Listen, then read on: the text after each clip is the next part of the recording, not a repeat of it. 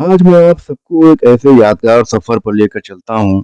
एक ऐसे यादगार मॉन्यूमेंट को आपको दीदार कराऊंगा जो आपने इससे पहले कभी नहीं देखा होगा। इंसान चाहे तो क्या नहीं हो सकता, बस अपने मकसद को पूरा करने के लिए अगर उसकी जुस्तजू में अकीदत, पक्का इरादा और आहनी अज़्म भी शामिल हो जाए तो खुश्क सहरा में भी पानी ही पानी हो जाए। पत्थर की ये नाली उस कदीमी नहर का बचा हुआ हिस्सा है जो अब्बासी खलीफा हारून रशीद की बीवी जुबैदा बिन्त जाफर ने 9वीं सदी में बनवाई थी। इसको उन्होंने हाजियों को पानी फराहम करने के लिए बनवाया था। इसे नहर जुबैदा के नाम से भी जाना जाता है। वो बेहद दौलतमंद थीं, लेकिन वो अपने तकवे और आजीजी की वजह से ज्यादा मशहूर हुई। कहा जाता है कि इराक में उनके महल के अंदर से मधुमक्खियों की भिनभिनाहट जैसी आवाज हमेशा आती रहती थी। आप हैरान ना हो, वो आवाज उनके महल में रहने वाली उनकी सैकड़ों बांदियों की आवाजें होती थीं जो कुरान की मुसलसल तिलावत में मशगूल रहती थीं। जुबैदा का एक सबसे बड़ा कारनामा और भी था।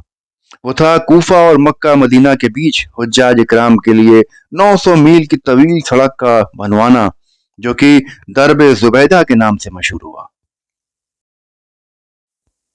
हाँ, ये है उस अजीम शान नहर जुबैदा का बचा हुआ हिस्सा। सन 809 ईस्वी में जब जुबैदा 5वें हज पर मक्का गईं तो वहां उस साल सूखा पड़ गया था और हाजियों और मकामी लोगों को बेहद तकलीफ का सामना करना पड़ा था। जुबैदा को सख्त रंज हुआ और पानी की मुश्किल को हल करने के लिए उन्होंने दुनिया भर से इंजीनियर्स और माहिरीन को बुलवाया।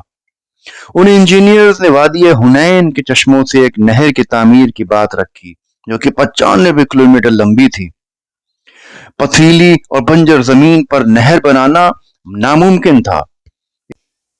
इसके बजाय इंजीनियर्स ने एक नाली बनाने की तजवीज पेश करी जो जरूरत के हिसाब से पानी फराहम करती। लिहाजा जुबैदा ने पूरी वादी हुनैन खरीद ली और उन बड़े बड़े पहाड़ों पर खुदाई और तामीर का काम शुरू हो गया। पूरा खर्च जुबैदा ने दिया। तारीखदां इब्न खलकान लिखते हैं कि जब जुबैदा को बेइंतहा खर्च के बारे में बताया गया तो उन्होंने कहा था, अगर एक हथौड़े की चोट के लिए 1 दीनार देना पड़े तो भी मैं दूंगी। वाह, क्या लोग थे। कई सालों की मेहनत के बाद नहर जुबैदा बनकर तैयार हुई और उसे अराफात के मैदान, मीना और मुजल्फा तक फैला दिया गया। ये नहर 1000 साल से ज्यादा वक्त तक यहाँ के मुकामियों और हाजियों की खिदमत करती रही। फिर जदीद दौर की आमद हुई और नए नए तरीके ईजाद हो गए, सहूलियतें बढ़ गईं और ये नहर 1980 में मुकम्मल तौर पर खुश्क हो गई।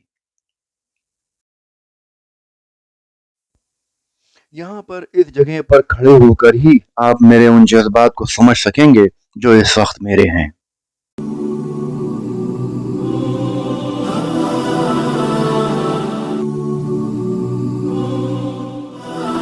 सऊदी हुकूमत ने उस तारीखी नहर जुबैदा का कुछ हिस्सा आज भी महफूज रखा हुआ है।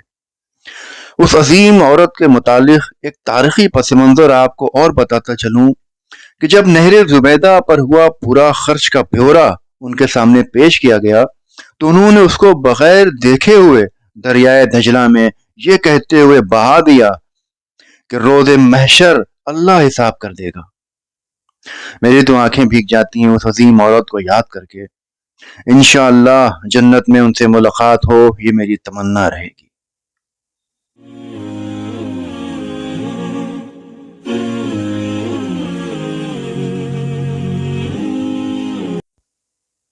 मैं इसके ऊपर भी चढ़कर गया कि वहां से इसका नज़ारा देखूं कि वहां से ये कैसा दिखता है।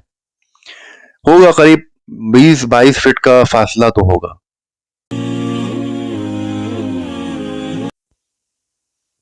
पुराने पत्थर आज भी वैसे ही लगे हुए हैं। बस संभल संभल कर कदम आगे बढ़ाइए कि ऐसा ना हो कि पैर फिसले और आप नीचे गिर जाएं और चोट लग जाए, क्योंकि यहाँ दूर दूर तक कोई नहीं है, कोई भी नहीं। ये वो नाली है जिसमें से पानी बहा करता था और देखिए बीच में यहाँ पर पानी के निशान भी बने हुए हैं। جو اس کے بہاؤ پانی کا ہوتا تھا، اس کے نشانات.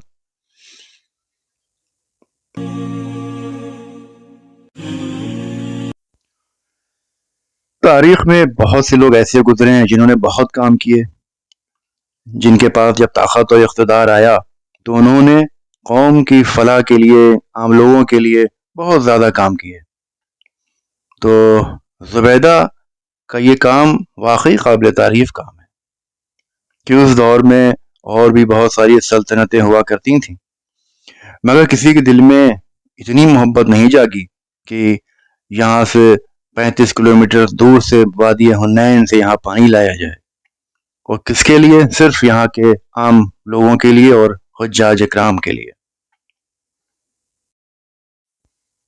زندگی نام بھی اسی کا ہے، جو زندگی دوسروں کے لیے جی جائے وہی اصل زندگی ہے. اپنے لیے جیے تو کیا جیے، سارا خرچ اپنے اوپر کر لیا، محل بنا لیے، بڑی بڑی عمارتیں تعمیر کروا لیں، ایک دن آئے گا سب ختم، کوئی نہیں یاد کرتا ہے. مگر ہاں، جو ایسے عظیم کام، ایسے کام جن سے قوم اور عام لوگوں کو فائدہ پہنچا ہو، وہ یاد رہتا ہے، ہمیشہ یاد رہتا. آپ سوچئے، قریب 1000 سال کے اوپر ہو گیا، آج بھی میں نہر زبیدہ پہ کھڑے ہو کر اس زبیدہ کوئین کو یاد کر رہا ہوں، اس عورت کو یاد کر رہا ہوں جس نے یہ عظیم کام کروایا.